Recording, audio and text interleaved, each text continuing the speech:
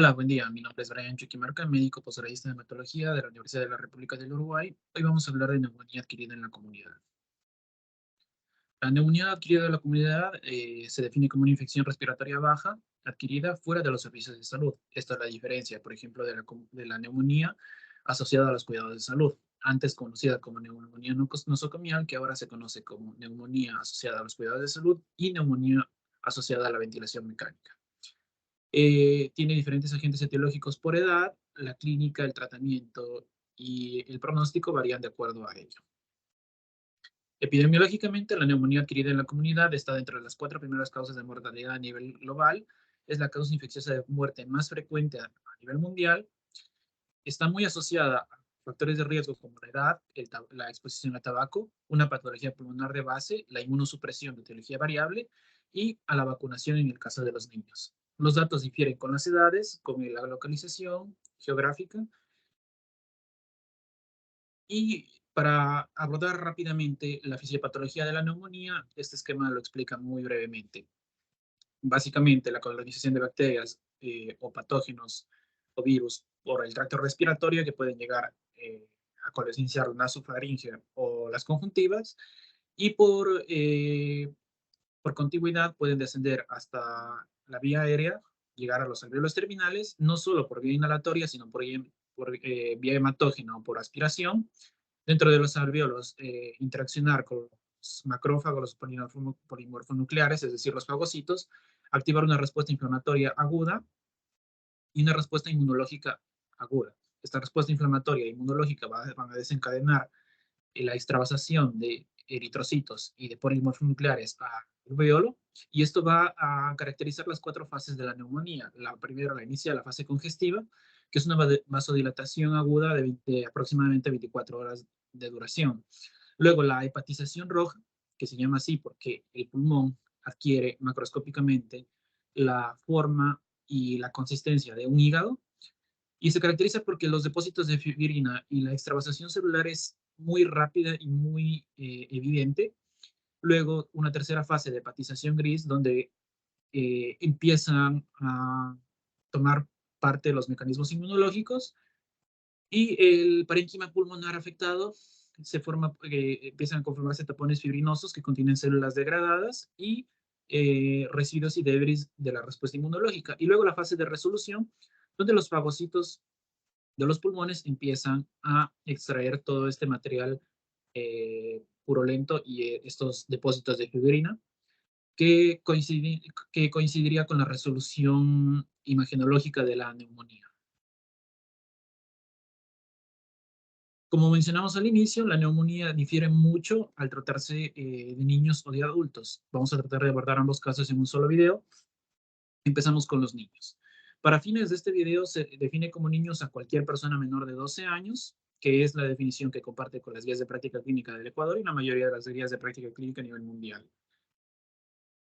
Hay factores de riesgo muy específicos en niños que se los caracteriza de acuerdo a la edad. Los neonatos, menores de 1 a 3 meses, los lactantes, menores a 1 año, y la infancia, entre 1 y 4 años, y en algunas guías entre 1 a 5 años. Los neonatos, los factores de riesgo ordenados en orden de importancia son la ruptura prematura de membranas, la infección materna y la prematuridad, que como vemos son todos factores asociados al nacimiento. Los lactantes, anomalías en la vía aérea, anomalías congénitas en la vía aérea, afectación neurológica, por ejemplo, la parálisis cerebral infantil, y el hecho de no tener lactancia materna exclusiva durante el primer año de vida, son factores que predisponen a neumonía adquirida en la comunidad en niños. Hablando y haciendo énfasis en la lactancia, no solo hace que la lactancia no exclusiva sea más frecuente, sino que las neumonías en niños no lactantes, hay reportes epidemiológicos de que son incluso hasta más graves y con patógenos mucho más resistentes. En la infancia, los factores socioambientales, por ejemplo, la exposición al tabaco, el nivel socioeconómico de la familia, el núcleo familiar, la cardiopatía congénita y la vacunación incompleta pueden hacer que los niños tengan factores de riesgo de exposición a cierto tipo de patógenos. Los agentes etiológicos más frecuentes en niños, la frecuencia como manera de mnemotecnia, los neonatos son más frecuentes las etiologías bacterianas, debido a que son asociadas a las complicaciones del parto. En los lactantes, la mayoría de las neumonías son desarrolladas a partir de patógenos virales y en la infancia la etiología más frecuente es la etiología bacteriana. Dentro de la etiología bacteriana, a la cabeza está el neumococo, que puede corresponder del 60 al 70% de los casos reportados, confirmados y con una confirmación microbiológica positiva de los casos de neumonía en niños. El Haemophilus influenzae, que adquiere un poco más de valor y de frecuencia en los niños que no están vacunados o que no tienen el esquema de vacunas completo, Bordetella, Mycoplasma en los casos de neumonía típica y Clamidia trachomatis en los casos de, por ejemplo, los neonatos asociados a infección materna o asociados a complicaciones durante el parto.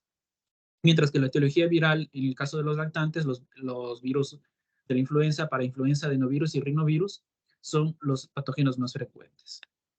Ahora, ¿cómo vamos a hacer el diagnóstico o cuál va a ser el motivo de consulta o las manifestaciones clínicas que vamos a observar en los niños? Para hacer diagnóstico es suficiente con la combinación de fiebre más taquimia. Una fiebre confirmada con una frecuencia respiratoria incrementada. Es suficiente para hacer diagnóstico de taquimia. Sin embargo, hay ocasiones en las que no tenemos una de las dos manifestaciones. O no es una fiebre confirmada, o por ejemplo el niño viene ya recibiendo antipiréticos, o la taquimia nos deja dudas, pues ahí podemos asociar los síntomas respiratorios, fiebre más tos, disnea o trabajo respiratorio, que nos puede ayudar a hacer un diagnóstico. Hay ciertos signos y manifestaciones clínicas que generalmente no forman parte de los criterios diagnósticos, pero son muy frecuentes en los niños, como letargia, irritabilidad, anorexia, vómito y diarrea. Cabe destacar que, por ejemplo, la asociación de anorexia, vómito y diarrea en los niños puede desencadenar cuadros de deshidratación aguda, que son que requieren la valoración de una deshidratación aguda en los niños. Y existen síntomas de severidad que nos deben hacer preocupar en que estos niños pueden tener una neumonía grave, como la fiebre mayor a 38,5 mantenida, la saturación menor a 95, taquimia, retardo en llenado capilar, trabajo respiratorio y apnea. Y como mencioné anteriormente, valorar la deshidratación, ya que muchos de estos niños cursan con cuadros de deshidratación aguda, que puede ser multifactorial asociada a la fiebre, anorexia y diarrea. El cuadro típico por edad. Generalmente en los menores de 3 meses, las manifestaciones clínicas suelen sumarse mucha letargia, apnea, taquicardia y el antecedente infeccioso materno o periparto de alguna complicación, el antecedente infeccioso materno o periparto o alguna complicación durante el parto, que como vimos anteriormente, en estos niños, la mayoría de los agentes etiológicos son patógenos vinculados a la infección materna durante el parto. Mientras que en los lactantes e infantes, generalmente el cuadro típico de fiebre y taquimia puede ser suficiente para diagnosticar hasta el 95% de las neumonías adquiridas en la comunidad típicas. El trabajo respiratorio, la anorexia y el vómito nos pueden hacer sospechar de un cuadro típico de neumonía adquirida en la comunidad en esta edad. En cuanto al examen físico, como el signo cardinal para el diagnóstico es la taquimia, es muy importante el memorizarse esta tablita, que es la tabla de taquimia o la tabla de los rangos normales y los rangos en los cuales se considera taquimia de la Organización Mundial de la Salud para niños entre 0 a 5 años. Cabe destacar que, por ejemplo, los rangos y el umbral para hacer diagnóstico difiere mucho entre la edad. Mientras que a la derecha se encuentran ubicados los signos de trabajo respiratorio y los signos clásicos en el examen físico. Por ejemplo, aleteo nasal, cianosis, cabeceo, apnea, disminución del murmullo alveolar y los sonidos respiratorios suelen estar modificados o alterados en los niños. Históricamente y clásicamente existen en el examen físico asociaciones sindromáticas o signos clínicos o manifestaciones clínicas que solían usarse para poder definir si una infección aguda por neumonía era de alguna etiología viral, alguna etiología bacteriana e incluso poder aproximarse al patógeno.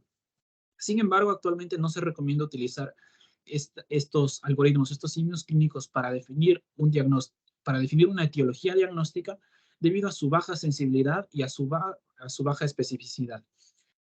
Podemos tener niños con la misma infección, con el mismo patógeno, con cuadros clínicos muy diferentes, por lo cual, aunque históricamente están muy bien descritas y el examen semiológico es muy rico, no se recomienda utilizarlo como la verdad absoluta. El diagnóstico. ¿Cuáles son nuestros objetivos al diagnóstico? ¿Qué es lo que queremos hacer cuando tengamos un paciente en el cual veamos fiebre más taquimia? Primero, decidir el inicio del tratamiento. ¿Con qué voy a tratar? ¿Cómo voy a tratar? ¿Por qué tiempo voy a tratar? Segundo, definir la severidad. ¿Es un paciente que requiere un tratamiento ambulatorio? ¿Es un paciente que requiere un tratamiento hospitalizado?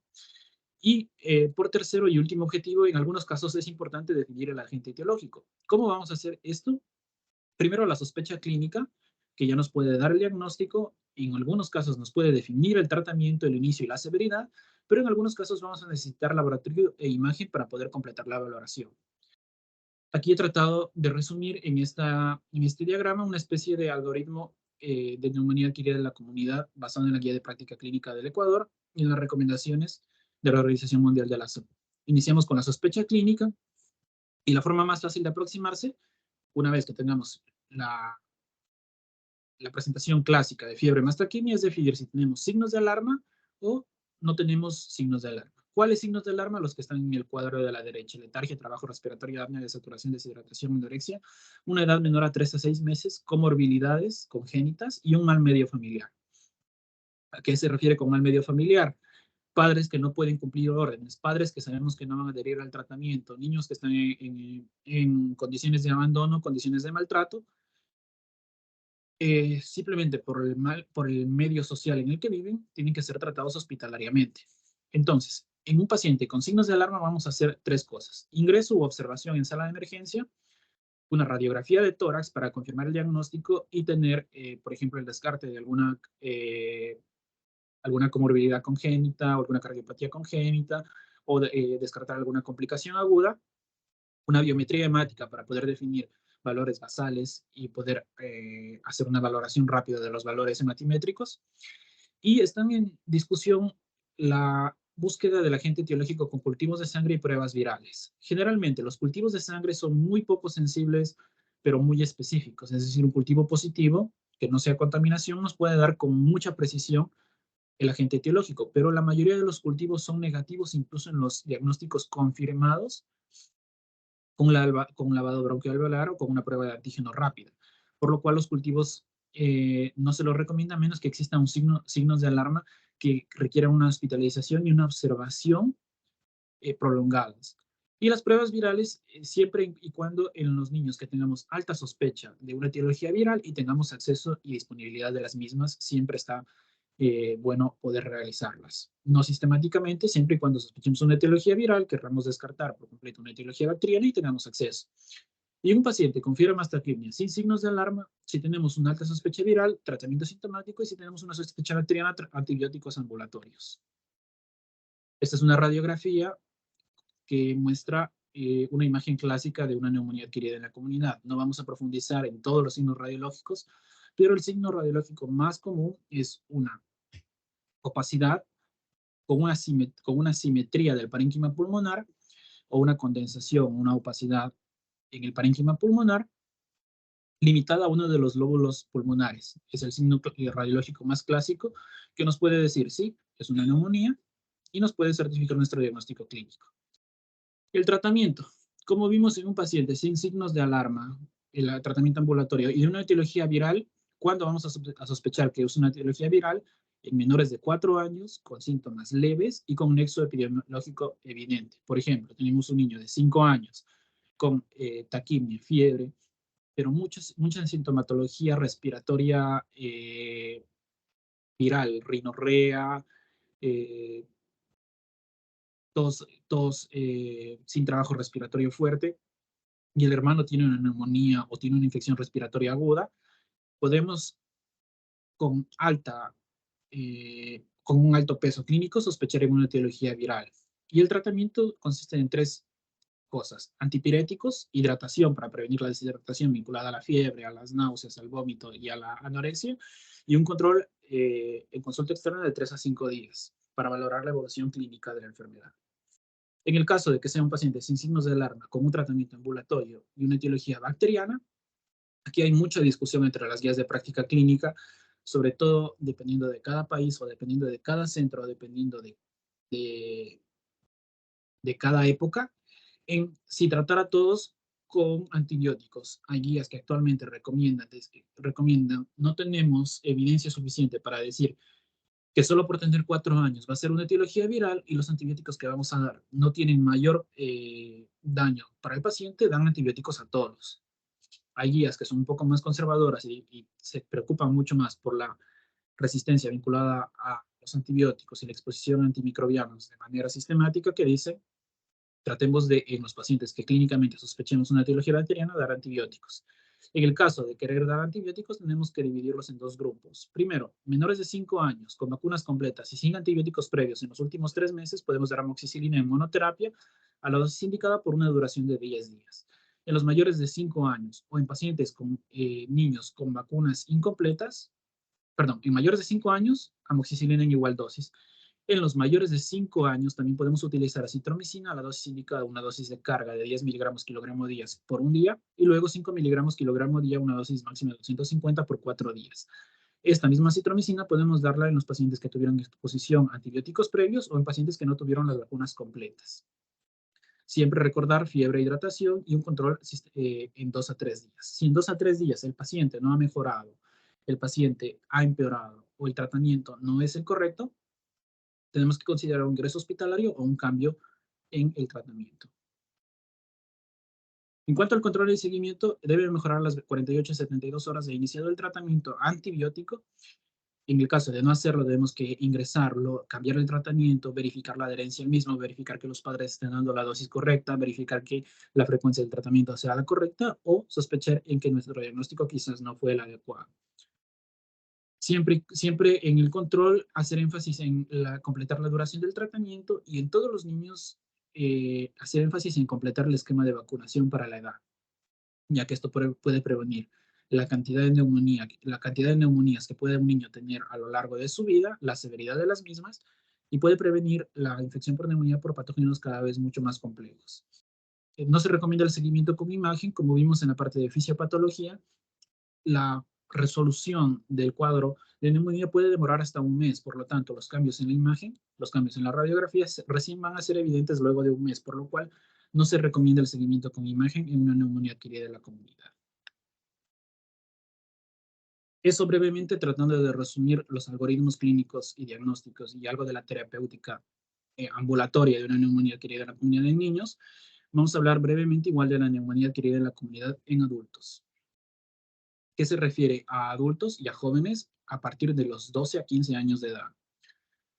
A diferencia de los niños, los factores de riesgo son diferentes, porque la edad, las neumonías son mucho más graves, más severas en edades extremas, en adultos mayores de 65 años, tienen mucho más riesgo de ingreso hospitalario y en mayores de 85 años el ingreso hospitalario y el riesgo de mortalidad vinculado a la neumonía es exponencialmente más grande. Se vinculan mucho a la exposición ambiental, al consumo de tabaco. A exposición ambiental hace referencia, por ejemplo, a los contaminantes ambientales y a la ocupación o la actividad del paciente. El estado nutricional, como la obesidad y la desnutrición, EPOC y asma. La inmunosupresión de etiología variable puede ser por infección vinculada a VIH, por tratamientos inmunosupresores, y la institucionalización, por ejemplo, en personas privadas de la libertad y pacientes institucionalizados en servicios vinculados a los cuidados de salud. A diferencia de los niños, los agentes etiológicos están aquí ordenados por frecuencia, observándose que, por ejemplo, la etiología más frecuente es el neumococo, seguido por los virus respiratorios, el Mycoplasma pneumoniae en las neumonías atípicas, Haemophilus, clamidia y las especies de Legionella. Existen, por ejemplo, agentes etiológicos específicos o mucho más frecuentes en poblaciones especiales, por ejemplo, los inmunosuprimidos, especialmente los inmunosuprimidos por infección vinculada al VIH o los inmunosuprimidos con linfopenia o linfopenia funcional. La infección por neumocitis girovesi es mucho más frecuente. Por ello, en estas poblaciones se realiza quimioprofilaxis o profilaxis antibiótica para prevenir este tipo de infección. Y en los casos de no neumonía vinculada a la comunidad, como por ejemplo vinculada al ventilador o nosocomial o vinculada a los cuidados en salud, el Haemophilus y la Pseudomonas tienen mucha más alta frecuencia que en la neumonía adquirida en la comunidad. Las manifestaciones clínicas, a la izquierda observamos el cuadro típico clínico de un paciente con neumonía adquirida en la comunidad adulto. Se vincula a fiebre, tos, taquimia, disnea y dolor torácico. Sin embargo, en el adulto mayor, a partir de los 65 años, generalmente estos síntomas no son tan evidentes. La fiebre, la tos, la taquimia y la disnea no son tan evidentes o no son la primera manifestación que el paciente refiere. Puede tener malestar inespecífico, mialgia, confusión, diarrea y bradicardia. Y en los mayores de 85 años, incluso puede tener, en vez de una temperatura elevada, en vez de una fiebre, pueden tener hipotermia. Por lo tanto, el diagnóstico es más complejo o requiere una mayor experticia en pacientes adultos mayores o en edades mayores de 85 años. En el examen físico, en estos casos, tenemos que hacer énfasis en cuantificar la fiebre, cuantificar la frecuencia respiratoria y la frecuencia cardíaca. Y el examen físico pulmonar, lo mínimo que debemos describir es la matidez pulmonar, si es simétrica, los sonidos asimétricos con las diferentes descripciones semiológicas, que igualmente que la neumonía adquirida en la comunidad pueden guiar mucho la etiología, pueden guiar mucho la severidad y especialmente vamos a encontrar crepitantes y estertores. El diagnóstico. Los objetivos en el diagnóstico en la población adulta son igual tres. Primero, confirmar la sospecha clínica, definir la severidad y guiar el tratamiento. Ahora, esta es una parte muy discutida en la parte de diagnóstico porque con la sospecha clínica nosotros podemos hacer diagnóstico e iniciar un tratamiento sin necesidad de una exploración adicional. Sin embargo, en las poblaciones mayores a 65 años, sí o sí tenemos que hacer una imagen para confirmar nuestro diagnóstico, descartar diagnósticos diferenciales y descartar complicaciones agudas asociadas a la neumonía. Y hay muchos algoritmos en los cuales está en discusión, o en muchos sistemas donde está en discusión el uso de cultivos, el uso de tomografía y el uso de exploraciones adicionales en laboratorio. Ahora vamos a observar cuáles son las exploraciones diagnósticas adicionales que tenemos que hacer en una neumonía adquirida en la comunidad clásica. Primero, la imagen. Al igual que en los niños, el signo típico más clásico es una consolidación con una radiopacidad asimétrica en el parénquima pulmonar, y en los adultos se observa que esta opacidad puede tener broncograma aéreo, es decir, la silueta de los bronquios bien definida en el área de opacidad.